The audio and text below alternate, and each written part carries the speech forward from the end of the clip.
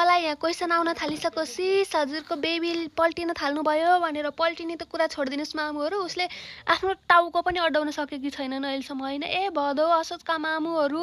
हजुरको बेबीहरू कतिको एक्टिभ हुनुहुन्छ कतिको के एक्टिभिटिज गर्न थाल्नुभयो हाम्रोले त टाउको उठाउन नि सक्दिनन् हजुरको बेबीहरू पल्टिन थाल्नुभयो त यहाँ त छैन पल्टिने त सुरसारै छैन टाउको पनि यहाँ राम्रोसँग उठ्न सके छैन हल्लिन्छ यसरी के साह्रो हो किन यस्तै हो पल्टिनु परेन अब 4-5 महिना हुन लागिसक्यो के छ मामुहरू हजुरकोतिर के छ बेबीको के गर्दैछन् बेबीहरू यहाँ त त्यो टमी टाइम राख्दियो अनि अडेस लाउने क्या यो हातको सपोर्ट लिएर हेर्न टाउको अड्डे यस्तो छ हालत अनि कहिले फर्किने बाबा है चिटिङ गर्यौ है तिमीले चिटिङ गर्यौ गाह्रो भइसक्यो 1 मिनेट नसक्ने नि के गर्नु।